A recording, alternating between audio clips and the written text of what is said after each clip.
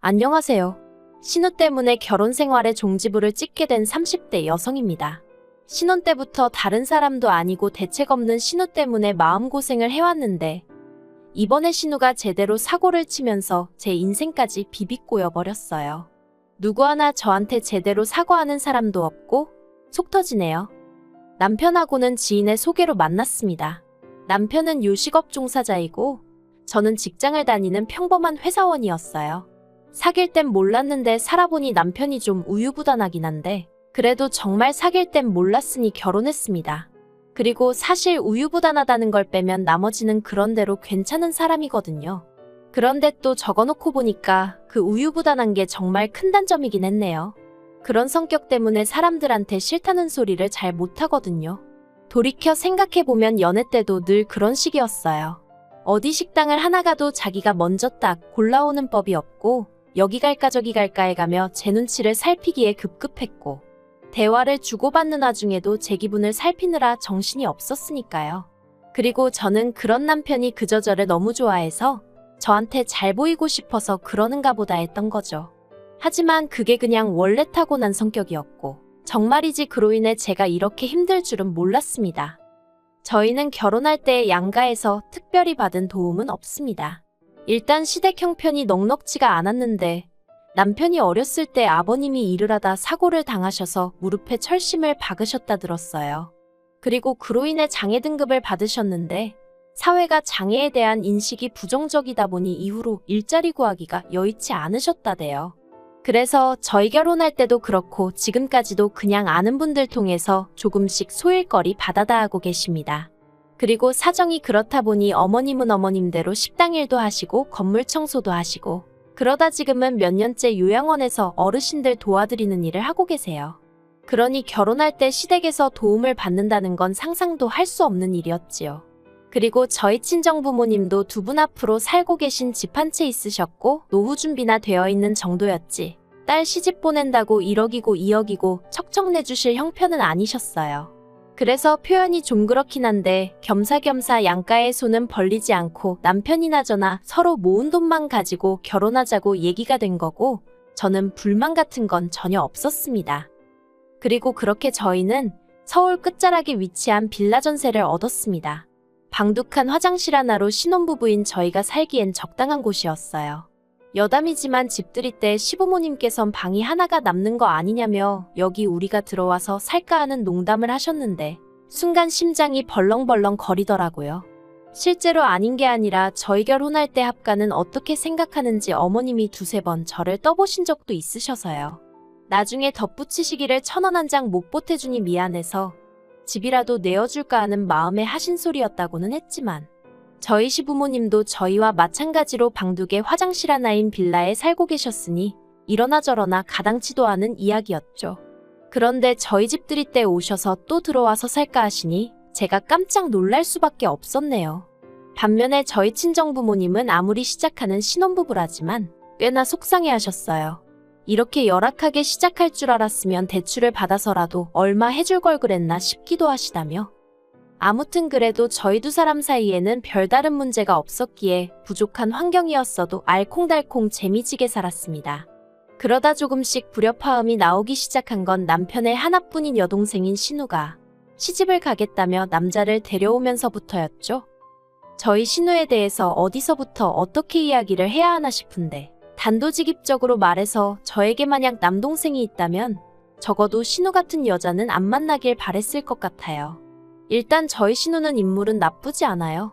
아주 절세미인은 아니어도 동글동글하니 귀엽게 생겼다고 해야 할지. 그런데 문제는 노는 걸 엄청 좋아했어요. 남녀 가릴 것 없이 처음 본 사람하고도 밤늦게까지 어울리는 건 기본이고 술을 또 너무 좋아해서 인사불성이 되어 남편에게 연락을 해오는 경우도 허다했죠.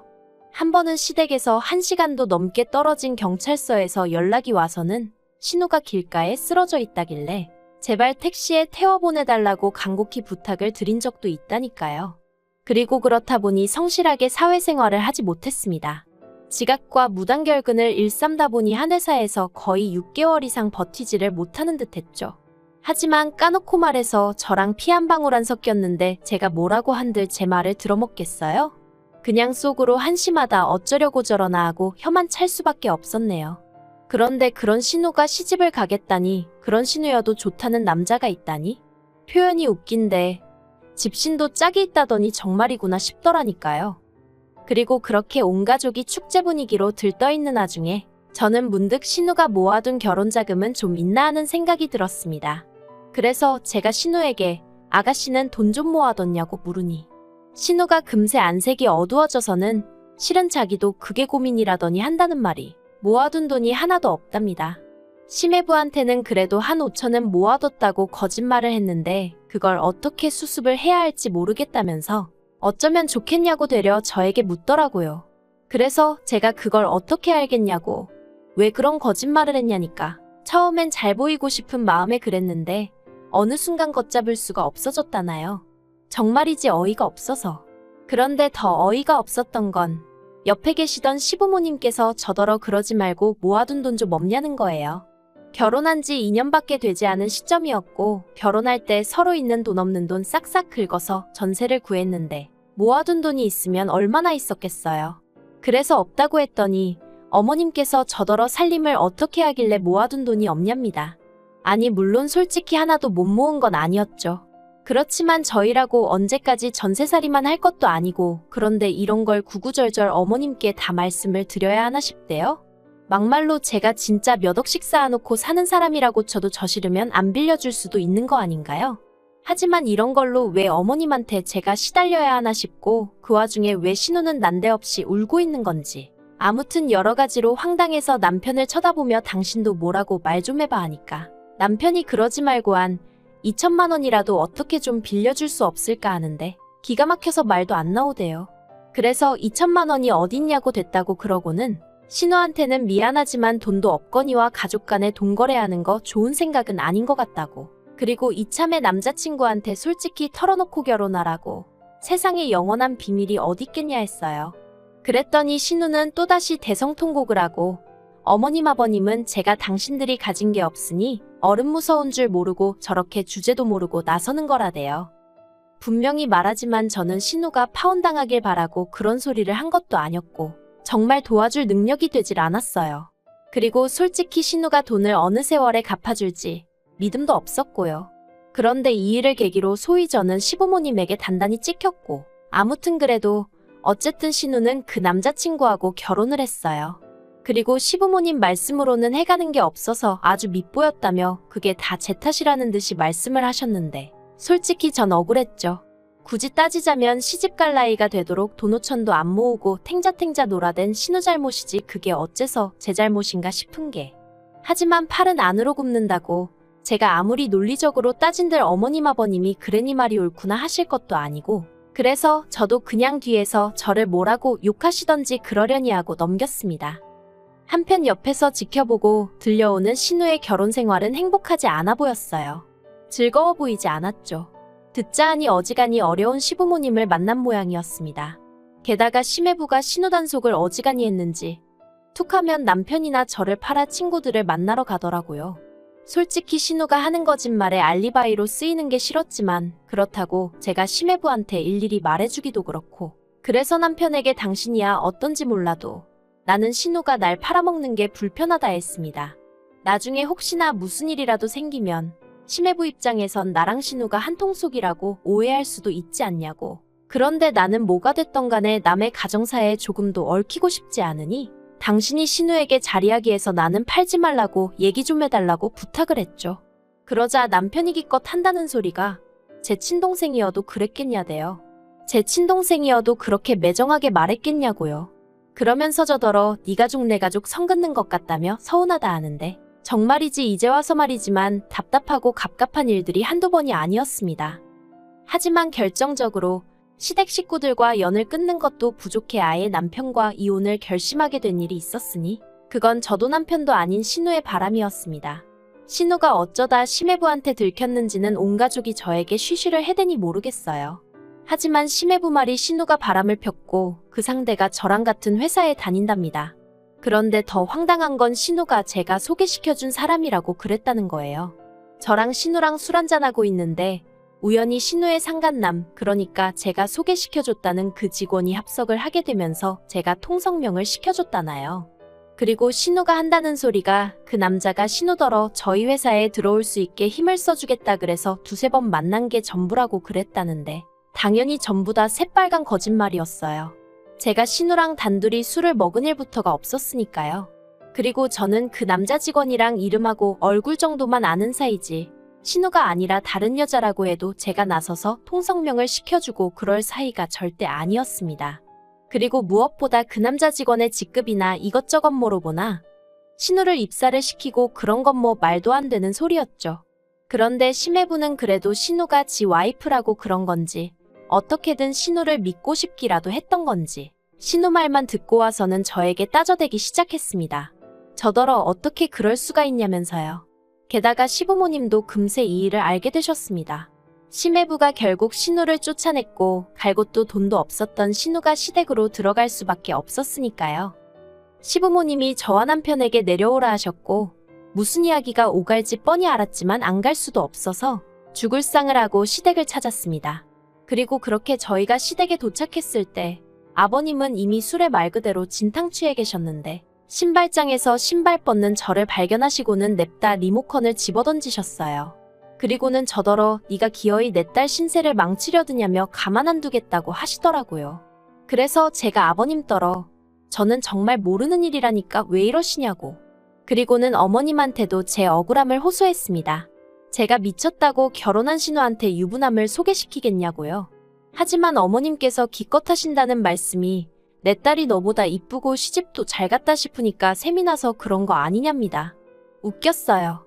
그 와중에 어머님도 내심 당신 아들인 저희 남편보다 사위가 낫다고 생각하고 계셨나 싶은 게 아무튼 어머님더러 그런 거 아니다. 그렇게 생각해 본 적도 없다. 신우가 이런 상황에 처한 건 유감이지만 정말 저랑은 아무런 관련도 없다고. 그런데 얄밉게도 신우는 그 와중에 자기가 무슨 피해자라도 되는 것 마냥 또 거실 한쪽 구석에서 질질 짜고만 있더라니까요. 그래서 제가 신우더러 아가씨도 입 있으면 말 좀 해보라고 아가씨랑 나랑 언제 단둘이 술을 먹었고 그 직원도 지금 이혼당하게 생겼는데 알긴 하냐 했죠. 심지어 그 직원은 애도 있는데 그 직원 와이프가 2번의 유산 끝에 정말 힘들게 얻은 아이였거든요. 그런데 지금 그런 가정을 깨뜨린 거라고 소리를 질렀더니 신우가 한다는 말이 기억이 안 난답니다. 자긴 아무것도 모른다나요. 그래서 도저히 안 되겠다고 삼자대면 하자고 했습니다. 신우랑 그 직원이랑 저 셋이서 만나서 어떻게 된 건지 확인 좀 해보자고요. 그리고 결론부터 말하자면 결국 제가 제 핸드폰 내역이며 신용카드 내역이며 줄줄이 뽑아다 시부모님과 심해부 코앞에 들이밀고 나서야 제 결백을 인정받았습니다. 다시 말해 신우가 거짓말을 했다는 걸 모두가 알게 된 거죠. 그리고는 그 일로 심해부는 더 큰 충격을 받은 듯 했습니다. 왜냐하면 그 둘이 만난 게 인터넷 채팅을 통해서였고 그 남자가 처음이 아니었다는 것도 알게 되었으니까요. 심해부는 결국 신우에게 이혼을 요구했고 몸만 나가라고 했답니다. 위자료를 받아내고 싶은 마음이 굴뚝 같지만 어차피 신우나 저희 시댁 형편을 심해부도 뻔히 알고 있었으니 그냥 시끄럽게 일 키우지 말고 신우더러 너만 나가면 된다고 했다나요. 그리고 이 일로 신우랑 시부모님은 또 한 번 저를 원망하기 시작했습니다. 신우가 쫓겨난 게 저 때문이라면서 오해 좀 받으면 어떠냐고 막말로 적어도 저는 쫓겨날 건 아니지 않냐면서 사람들이 어쩌면 다들 자기 편한 대로만 생각을 하는지 어이가 없더라니까요. 그런데 그러나 중에 저는 낯선 번호로 전화를 받았는데 그 직원 와이프였습니다. 짜증나게 한다는 소리가 제가 소개시켜준 거냐는 거예요. 이땐 정말이지. 솔직히 그 와이프도 어떻게 보면 불쌍한 피해자인 건데 저도 저대로 계속 시달리던 중이라서 말이 곱게 안 나가더라고요. 그래서 한 번만 더 제대로 확인도 안 해보고 헛소리하면 명예훼손으로 고소하겠다고 엄포를 놨습니다. 그리고 나한테 이럴 게 아니라 상간녀 소송을 하든 뭐라든 당신도 당신 할 일을 하라고 했죠. 그리고 결국 이 일은 제 결혼 생활에까지 영향을 미쳐 저희 부부 또한 이혼 이야기가 나왔습니다. 정확히 말하자면 제가 먼저 남편에게 이혼 이야기를 꺼냈어요. 이 집안에서 내 편은 하나도 없다. 당신마저 당신 동생이 불쌍해서 어쩔 줄을 몰라 하지 않냐고요. 그러니 이쯤에서 나는 놔달라고 했습니다. 시부모님하고 당신하고 신우하고 넷이 똘똘 뭉쳐 한번 잘 살아보라고 나는 그만 빠져주겠다고요. 그런데 어이없게도 제가 모든 걸 자포자기하는 심정으로 이혼 이야기를 꺼냈더니 남편이 자기가 미안하다면서 한 번만 더 기회를 주면 안 되겠냐대요. 자기도 그렇고 시부모님도 그렇고 신우가 원래 거짓말도 잘하고 그러는 거 다 알고 있었는데 그래도 용케 좋은 남자 만나서 결혼도 했고 그렇다 보니 어떻게든 그 결혼이 깨지지 않았으면 해서 차라리 신우 말을 믿어주고 싶었다나 어쨌다나요. 황당해서 처음엔 뭐라고 말도 제대로 안 나왔어요. 100번 양보해서 피는 물보다 진하다고 신우를 지켜주고 싶어 그랬다? 이해할 수 있다 쳐요. 하지만 저는 무슨 죄냐고요. 그리고 이번에 그냥 이렇게 넘어갔다가 막말로 이런 일이 또 있지 말란 법이라도 있나요? 그리고 지금은 애도 없지만 애까지 생긴 마당에 제가 이런 일을 또 겪는다고 생각하면 그땐 정말 이혼하기도 쉽지 않을 거고 제 억울한 마음은 누가 알아주냔 말이죠. 그래서 안 되겠다 했어요. 이혼해달라고 아니면 긴 싸움이 될지라도 소송하겠다고요.